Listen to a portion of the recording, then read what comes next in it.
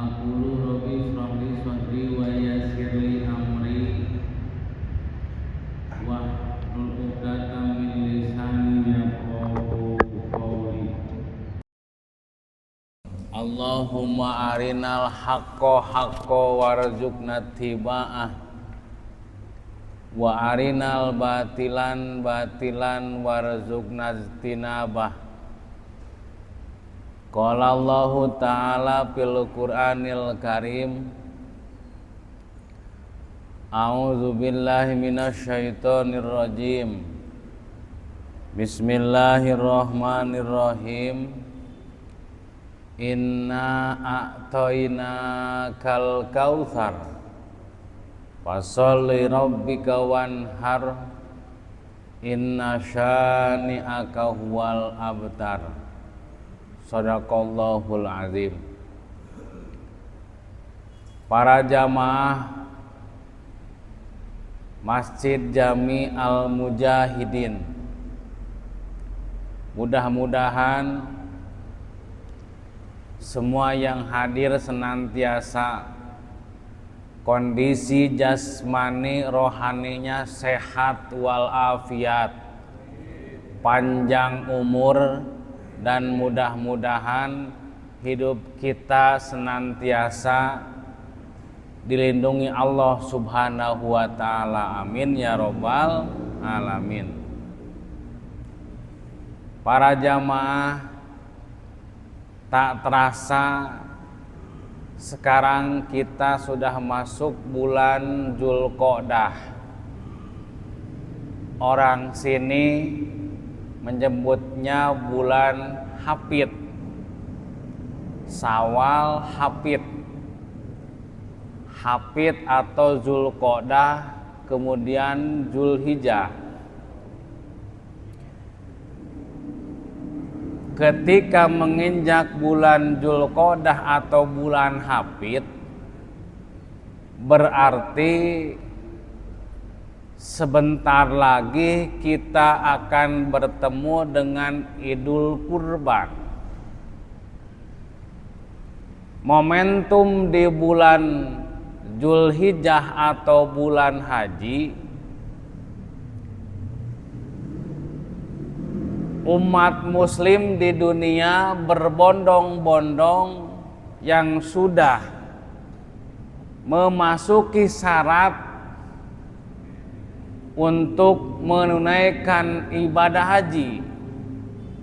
Saat ini saudara-saudara kita sudah mulai berangkat, sudah mulai mempersiapkan diri untuk melakukan ibadah rukun Islam yang kelima, yaitu ibadah haji, yang berlangsung setahun sekali di bulan Dzulhijjah.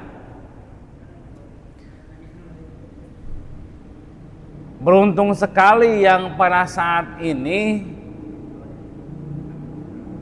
mendapatkan panggilan Allah, mampu membayar ongkos, mampu di jalannya untuk menunaikan ibadah haji.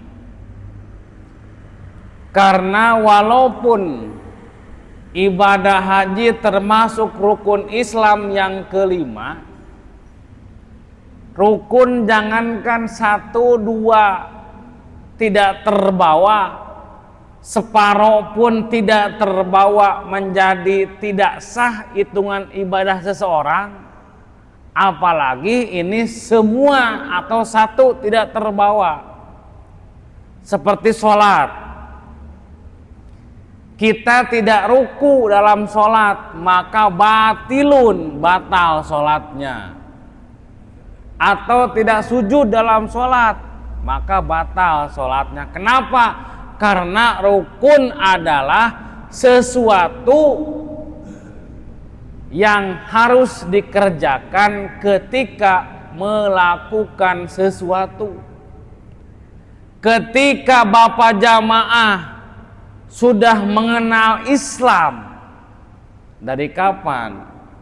Oh, saya dari dikandung. Oh, semenjak lahir boleh. Cuman mengenal Islam seutuhnya ketika kita usia balik. Berarti sudah punya 5 rukun yang mesti dijalankan.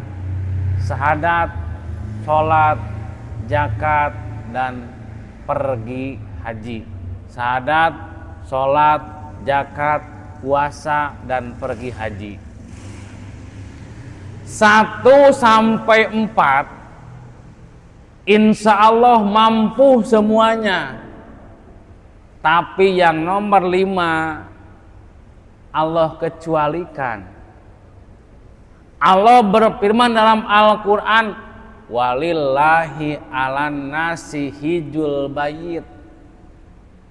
Walillahi, dan karena Allah wajibkan alan nasi kepada manusia, hijul baiti, menunaikan ibadah haji. Cuman kata Allah, man istato'a ilaihi sabilan, bagi siapa saja yang mampu di jalannya. Yakin saya yang hadir di sini semua bisa kalau segi fisik. Betul ya? Untuk menjalankan rukun-rukun haji, syarat-syarat haji, secara fisik mampu semua.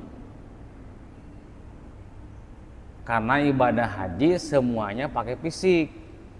Tawaf, sa'i, lempar jumroh, wukuf di Arafah, fisik semua.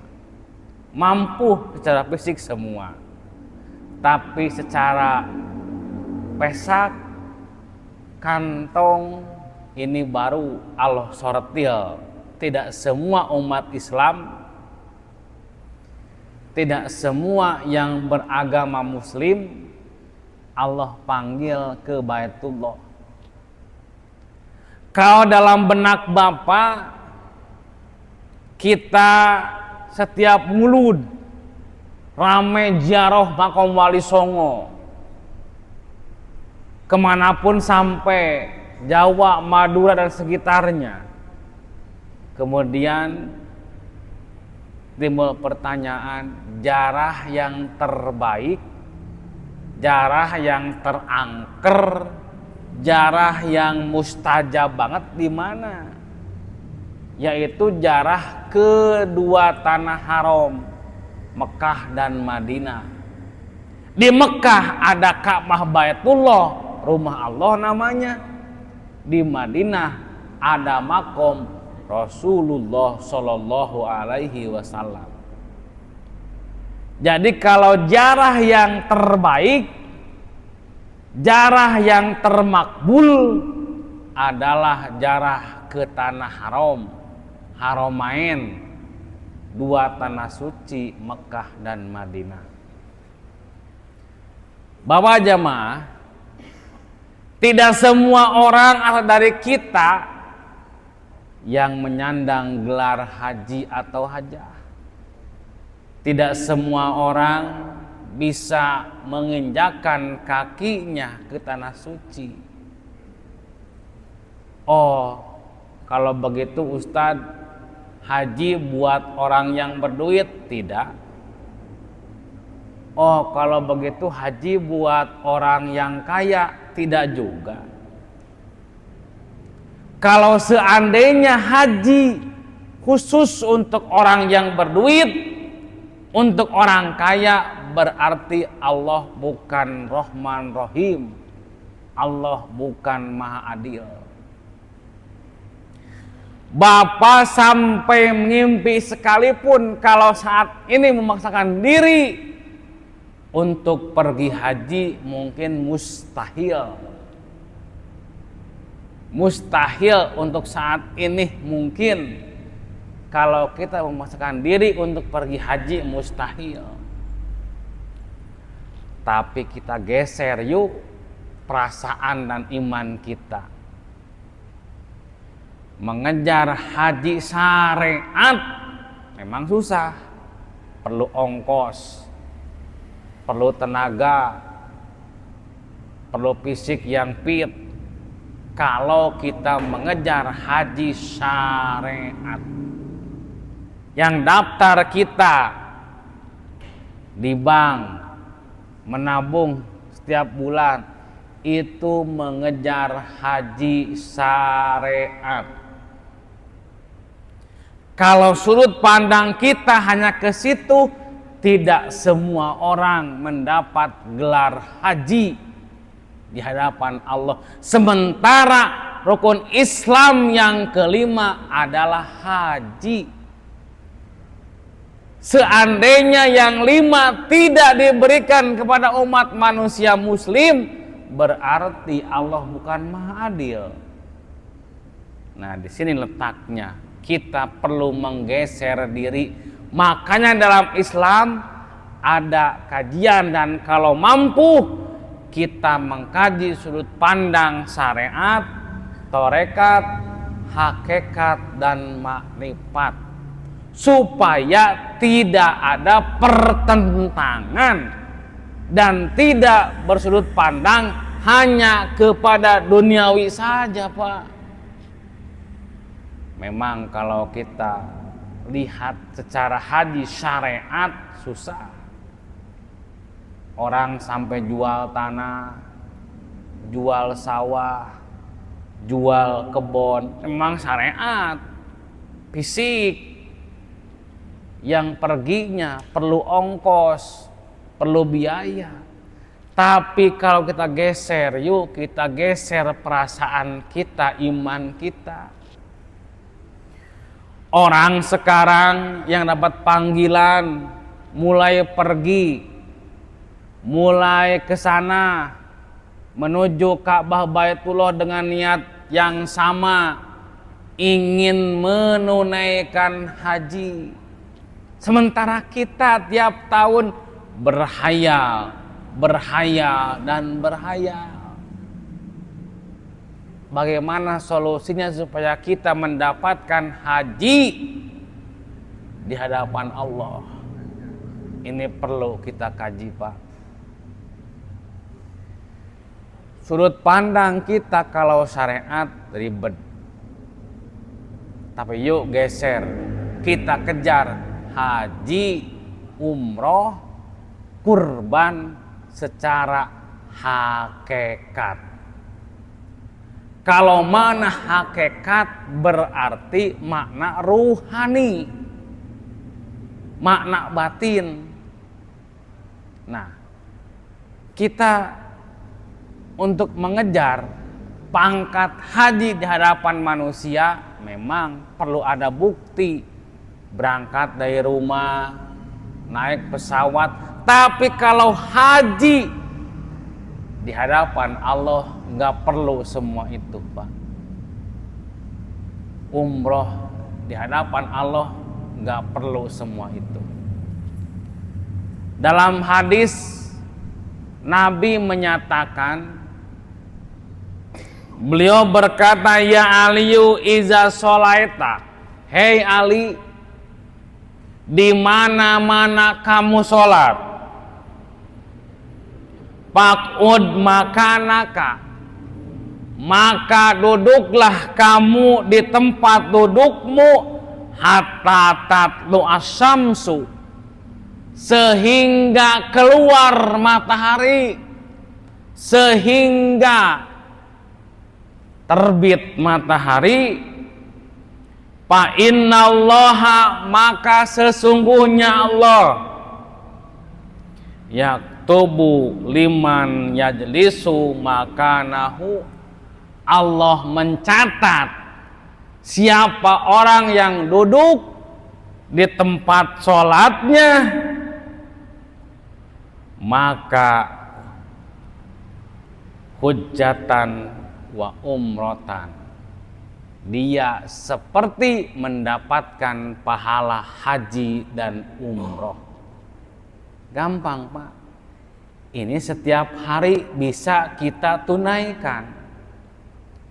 Kata Nabi, hei Ali, ketika sholat subuh,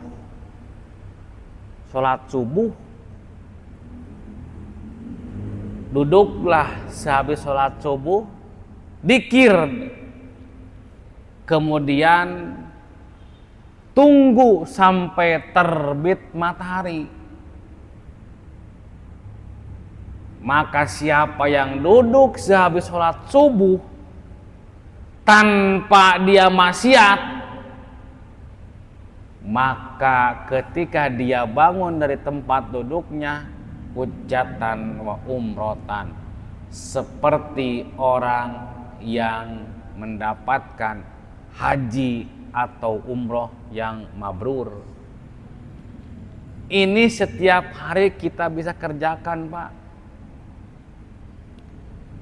Bapak berangkat dari rumah menuju ke masjid ke sini. Mau kemana, Pak? Mau pengajian di mana? Di Masjid Al-Mujahidin. Bapak berangkat jalan kaki. Perjalanan Bapak itu ibarat berjalan menuju Ka'bah Baitullah. Jadi kalau kita bersudut pandang hanya di syariat, ribet Pak hidup kita, nggak kesampaian kita haji umroh. Tapi kalau bergeser iman kita, perasaan kita bergeser, minimal kita tahu poin-poinnya, maka insya Allah pahala haji umroh tiap hari Bapak dapat, tiap hari Bapak raih pahala haji dan umroh, asal Bapak mau menjalankannya. Ustadz ribet lila teuing, orang mapa sampai keluar duit gede, fisiknya dikorbankan, hartanya dikorbankan, keluarga ditinggalkan demi menuju Ka'bah Baitullah untuk ibadah. Kita dituntut hanya duduk habis subuh sampai terbit matahari. Hitung aja sekarang jam berapa subuh? Paling geser 15 menit dah. Kita baru pulang ke rumah. Nah, Bapak pulang ke rumah dari masjid ketika akan terbit matahari, maka Bapak mendapatkan pahala haji atau umroh yang mabrur. Mereka yang haji sekarang belum tentu pulangnya mabrur. Mereka sekarang yang berangkat haji belum tentu Allah terima, Pak. Belum tentu Allah terima. Masih banyak kok yang pulang haji masih nongkrong di pos ronda, main gaple, nenteng ayam, masih banyak yang begitu. Masih banyak orang yang pulang haji maksiat, berarti tidak diterima hajinya, nggak mabrur, nggak mabruroh, na'udzubillahimin. Mending kita secara hakikat kenyataannya duduk manis menghadap kiblat, baca sebisanya, mau dzikir, mau Quran, mau sholawat sampai terbit fajar, maka pahalanya sebanding dengan orang haji atau umroh. Ini Allah murahkan, Pak. Kalau kita bergeser sudut pandang secara hakikat, maka pan haji itu ada haji syariat, ada haji hakikat. Maka kalau haji syariat memang perlu ongkos yang gede. Kenapa? Sangkut pautnya kebanyakan dengan fisiknya, mengantarkan fisiknya, mengantarkan badannya untuk pergi kemana, ke Ka'bah Baitullah atau Madinah Al-Munawwarah. Tapi ruhaninya yang kita kejar secara batiniahnya, insya Allah akan mudah didapat, Pak. Nah, kemudian Dzulhijjah identik dengan Idul Kurban. Masjid Jami Al-Mujahidin sudah menyiapkan beberapa ekor sapi untuk kurban di hari H-nya. Setiap tahun kita ini yang kurban atau menerima kurban? Kan kebanyakan setiap tahun kita hanya melulu menerima kurban. Kapan sih kurbannya kita? Betul Pak? Orang lagi yang kurban. Tiap hari, tiap minggu, tahun cuman berhayal pengen kurban. Memang kalau kita sama bersudut pandang kurban syariat, sulit Pak. Bersudut pandang syariat, kurbannya sulit. Setiap tahun kita berkurban sapi. Satu orangnya sampai 3 juta, 3,5, 3,7, 4 juta seorang. Kita yang menghasilan pas-pasan, nggak mungkin kita nabung, nggak mungkin kita bisa. Dengan penghasilan pas-pasan, kita berkurban hanya bisa mimpi saja. Tiap tahun nerima dan nerima baik. Betul Pak? Kapan sih kita mau berkurbannya misalnya? Ya memang kalau kita bersyariat begitu. Sulit. Sulitnya apa? Perlu dikeluarkan harta benda kita. Karena ibadah yang paling mahal adalah haji, umroh, dan ibadah kurban. Kurban itu harus pakai duit, pakai harta benda, pakai hewan. Kalau syariat kan sapi 7 orang, kambing untuk seorang, kebo untuk 7 orang, unta 7 orang. Itu syariat Pak. Syariat. Dari mana asalnya? Dari kisah Nabi Ibrahim dan Nabi Ismail. Jadi perjalanan haji, umroh, dan kurban itu adalah histori kehidupan sang Nabiullah Ibrahim dan Ismail. Adanya haji itu adalah sejarah dari Kangjeng Nabi Ibrahim. Adanya kurban pun begitu. Histori daripada kehidupan Nabiullah Ibrahim dan Nabi Ismail. Bapak jamaah kaum muslimin, kurban asal kata bahasa Arab dari 3 suku kata. Kurban, kop, ro, ba. Kurban, kop, ro, ba. Artinya dekat atau mendekatkan. Dekat atau mendekatkan. Bukan korban, Pak, bukan korban. Bukan kurban, itu bahasa Arab. Kurban itu bahasa Arab. Kan kita sering memaknai korban, bukan korban. Kurban artinya mendekatkan diri. Dekat artinya dekat atau mendekatkan diri. Kalau bermakna korban ya celaka tuh Pak. Berarti kurban, koroba, takoruban artinya mendekatkan diri kepada Allah.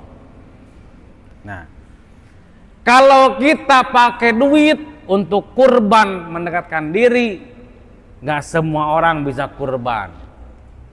Tapi kalau kurban secara hakikat gampang.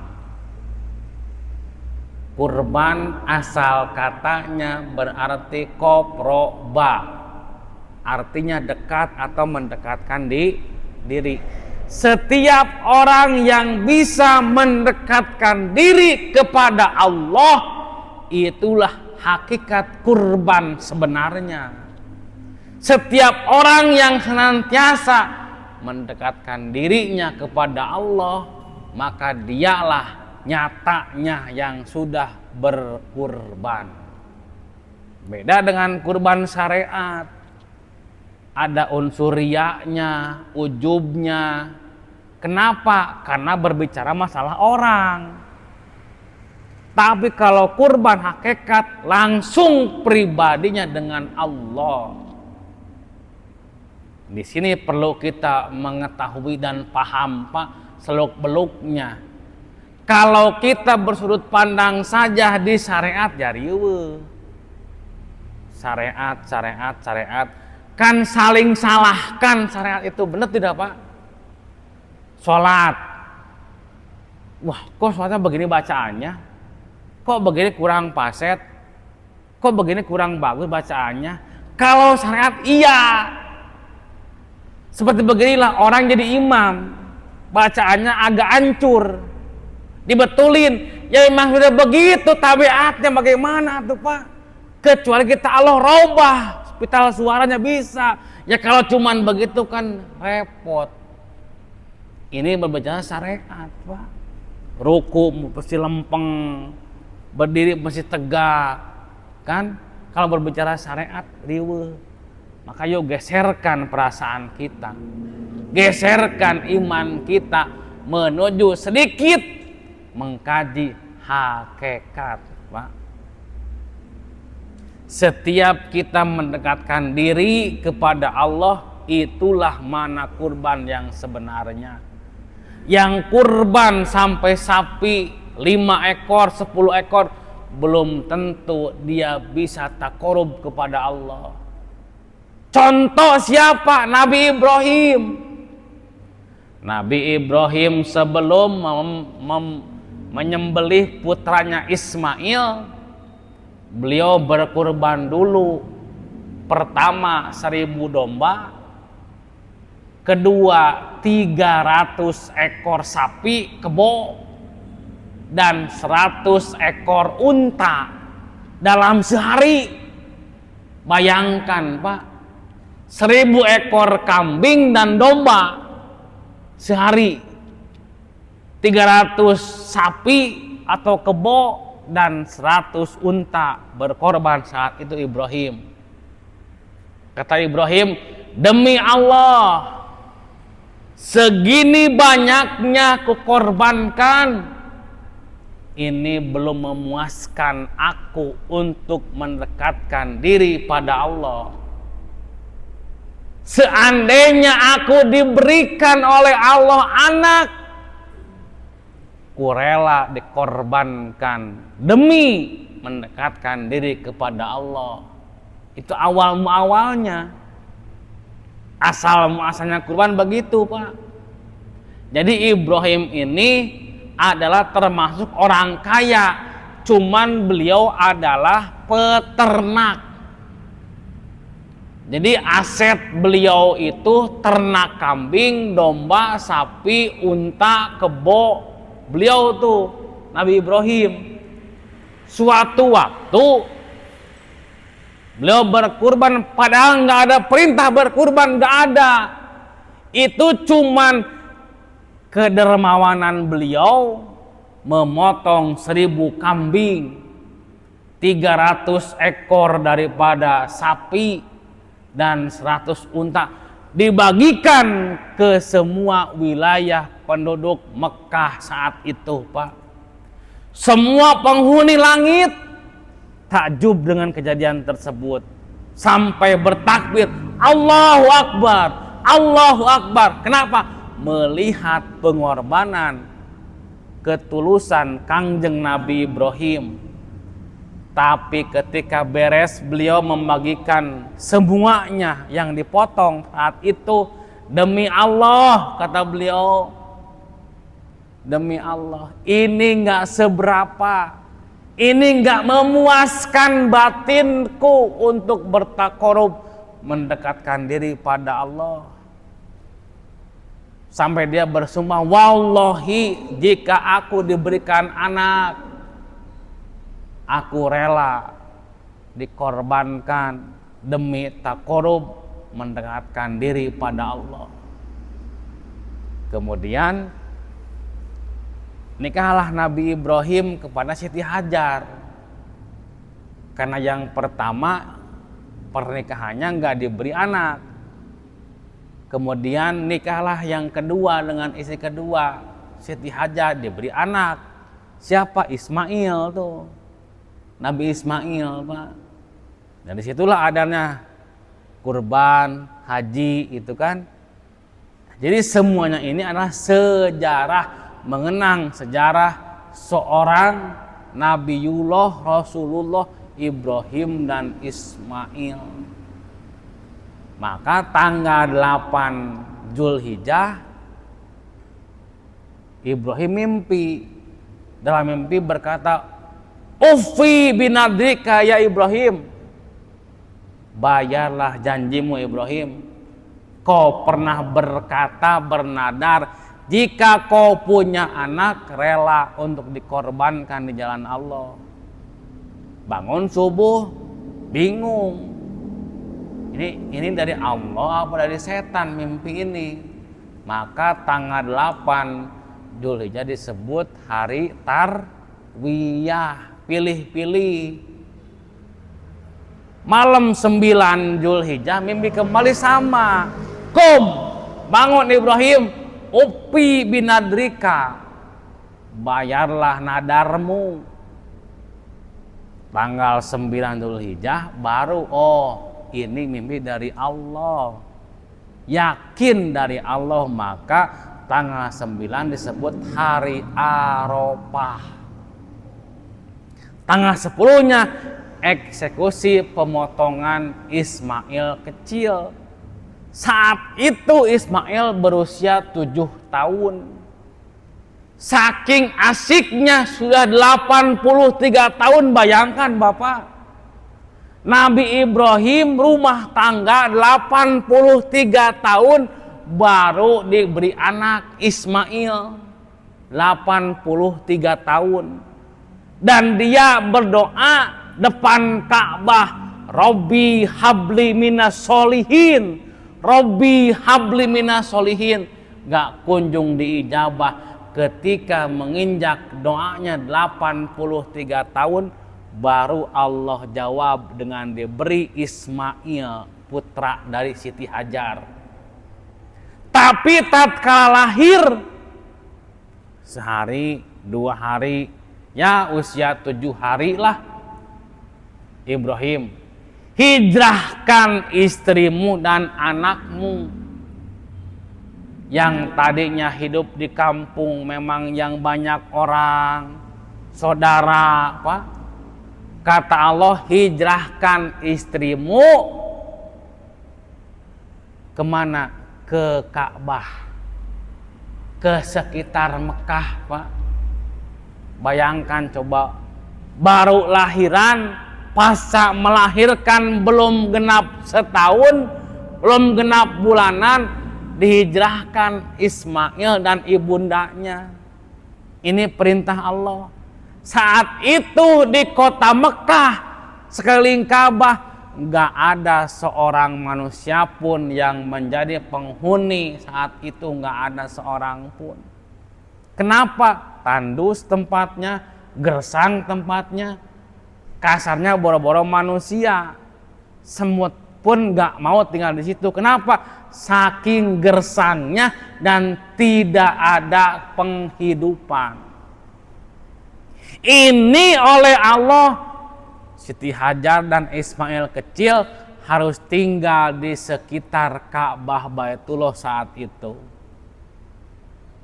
Dengan hati keterpaksaan dan penuh dengan rasa taat kepada Allah, dihijrahkanlah Ismail kecil beserta ibundanya. Bayangkan oleh kita, Pak, ini perjalanan pertama.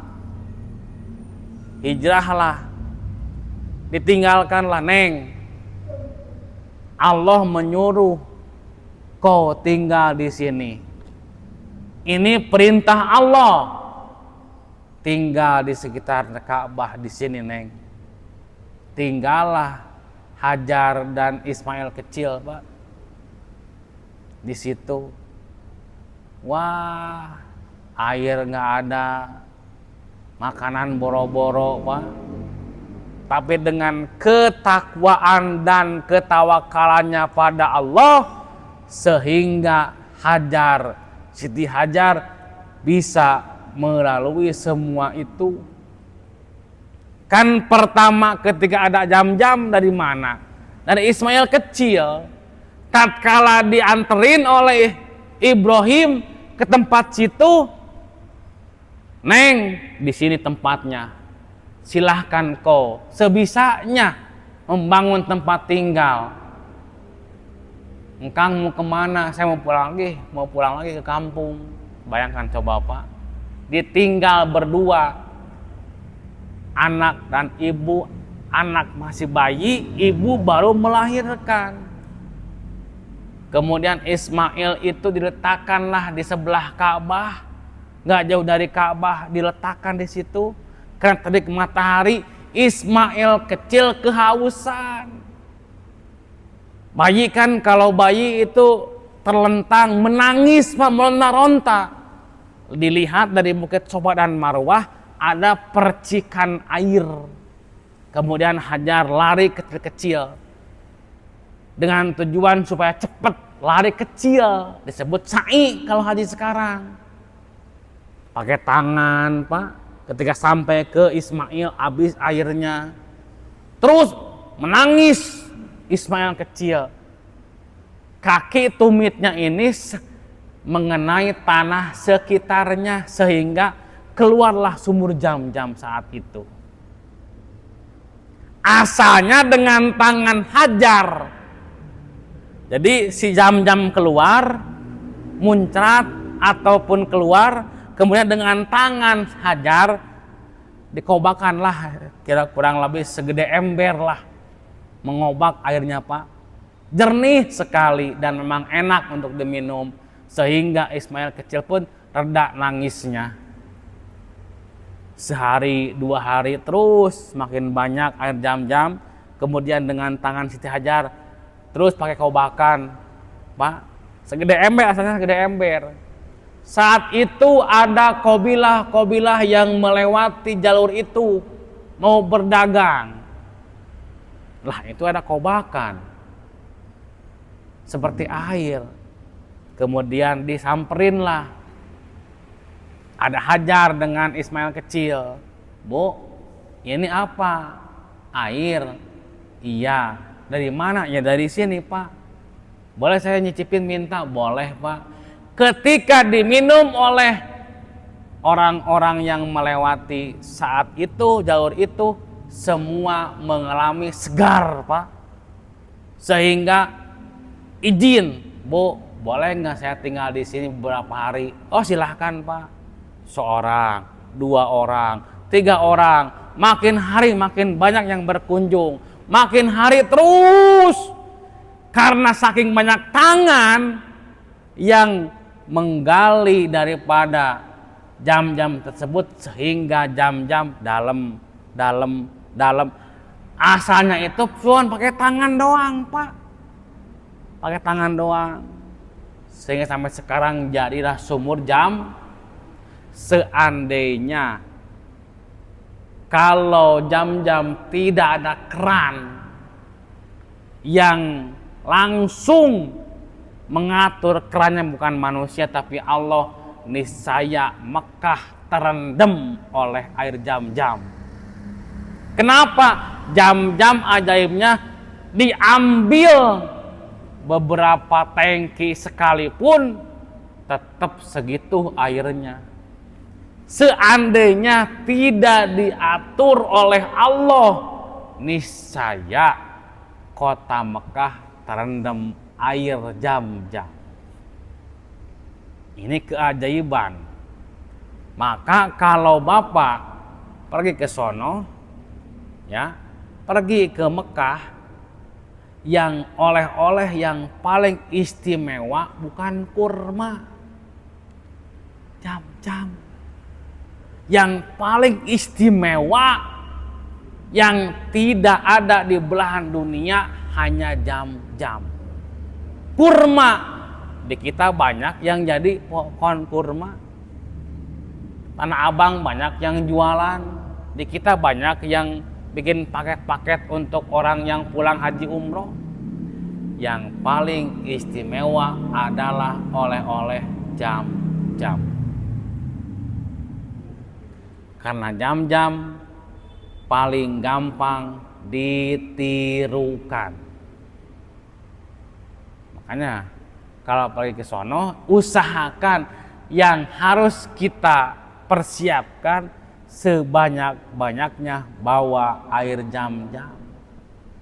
Kenapa? Karena nggak ada di dunia selain di Mekah, Pak.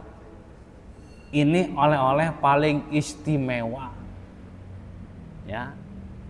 Kalau kurma, kacang lah, yang gitu mau banyak dah. Ya. Tapi jam-jam, kita ambil jam-jam segelas, ambil aqua segelas, rendengin, itu akan saru kita, Pak. Susah membedakan, makanya gampang ditirukan. Nah, kalau dari sono nggak ragu lagi kita bawanya. Insya Allah nggak ragu lagi. Sampai guru saya berkata, yang boleh minum sampai kenyang sekalipun, sampai kenyang, adalah meminum air jam-jam. Ya. Minum pan sampai banyak, sampai kita kenyang, itu adalah meminum air jam-jam. Karena itu keramat dari siapa? Dari Nabiullah Ismail alaihi salatu wassalam. Terkadang kita mah lebih tercuci dengan tempat penziarahan. Jarah ke anu bawa air galonan, Pak. Ya. Jarah ke anu bawa air nengteng dari sungainya, sumurnya. Tapi ketika kita pergi ke sono hanya cuman dapat jatah dari travel saja. Coba kita sisihkan segini kayak misalnya ke tempat baju pakai lakban. Menjaga keabsahan khusus buat kita, Pak. Maka ketika minum air jam-jam kan nggak sembarangan. Allahumma inni as'aluka ilman nafi'an wa rizqan wasi'an wa syifaan min kulli da'in wa saqamin bi rahmatika ya arhamar rahimin. Doanya ada. Ya, subhanallah, Pak. Nah, jadi semua itu akan tercapai dengan kemudahan kalau kita mengejar semua haji, umroh, kurban dengan makna hakikat. Bapak, ini ngaji ke sini. Apa tujuannya? Semata-mata saya ingin dekat dengan Allah. Berarti ini Bapak sedang berkurban di mata Allah. Yang membedakan dekat dan tidaknya kita dengan Allah apa? Bukan jasmani, tapi perasaan kita. Perasaan Bapak dekat dengan Allah, perasaan Bapak dilihat Allah, perasaan Bapak terus dan terus Allah memperhatikan kita. Itu yang susah ibadah, Pak. Bukan sholat, bukan zakat, bukan puasa, tapi kita senantiasa setiap hari mengiktikadkan dalam kolbu hati kita bahwa Allah melihat kita, Allah memperhatikan kita. Ini baru akan terasa kita dekat dengan Allah. Kenapa gua jauh dari Allah? Karena Bapak perasaannya tidak sama sekali menggiring menuju kepada perasaan-perasaan mendekatkan diri kepada Allah. Jadi yang dekat itu bukan Allah, tapi perasaan kita kepada Allah. Allah itu sudah dekat. Kata Allah, wa nahnu min hablil warid. Aku lebih dekat daripada urat nadi. Berarti tinggal perasaan kita mencocokkan diri kepada Allah. Kita ini tekadkan dilihat Allah, dipandang Allah, diperhatikan Allah, maka insya Allah kita akan merasa dekat. Dan setiap kita sudah dekat dengan Allah, berarti kurban bisa setiap waktu, kurban bisa setiap saat kita kerjakan. Kalau kita sudah berperasaan Allah dekat dengan kita. Allahu Akbar, Pak. Ya, mudah-mudahan senantiasa kita semua diberikan istiqomah dalam beribadah kepada Allah, dan mudah-mudahan kita semua dilindungi, diampuni, diberkahi oleh Allah Subhanahu wa taala. Al-Fatihah. A'udzubillahi minasyaitonirrajim. Bismillahirrahmanirrahim. Alhamdulillahirabbil alamin arrahmanirrahim maliki yaumiddin. Iyyaka na'budu wa iyyaka nasta'in ihdinas siratal mustaqim siratal ladzina an'amta 'alaihim ghairil maghdubi 'alaihim waladdallin. Amin. Cukup sekian pengajian pada malam ini. Mohon maaf jika ada kesalahan. Wassalamualaikum warahmatullahi wabarakatuh.